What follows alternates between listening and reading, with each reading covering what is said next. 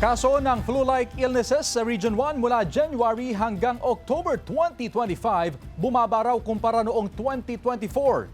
Yan ang balitang tinutukan live ni Sandy Salvacio. Sandy? Chris, dahil inaasahan ng DOH ang pagtaas ng kaso ng influenza-like illnesses sa buong Ilocos Region, ay mas pinapaigting na nila ngayon yung kanilang mga aktibidad katulad na lamang ng pagbabakuna kontra flu at marami pang iba. Samantala, tiniyak naman nila na ngayong buwan ng Oktubre ay sapat pa naman yung mga gamot kontra ILI sa mga provincial and local health centers.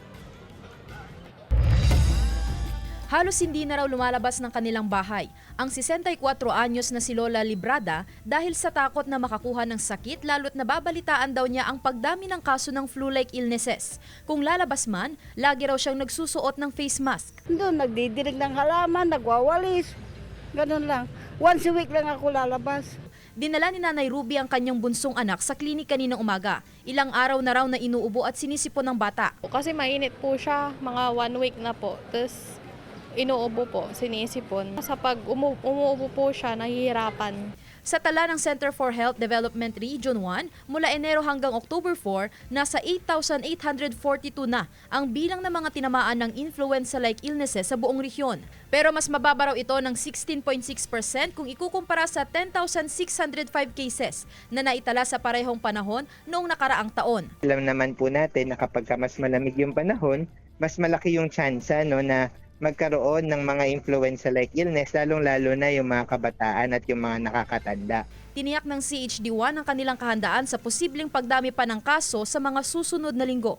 So sinisigurado po natin na yung ating mga ospital, ating mga RHU at ating mga CHO ay may kapabilidad po na tanggapin at gamutin po yung mga kababayan natin.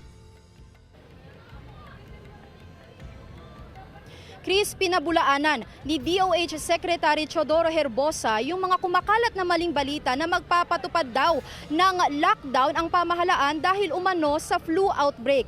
Paglilinaw ng DOH, walang flu outbreak sa bansa. Nararanasan lang daw talaga ngayon yung tinatawag na ILI o influenza-like illnesses season, lalo na't bahagyang bumababa yung temperatura ngayong bare months. Dahil dyan pinapayuhan yung mga kababayan na mag-ingat sa mga nakakahawang sakit, katulad na lamang ng ubo at sipon na mabilis kumalat ngayong panahon. Chris? Maraming salamat, Sandy Salvacio.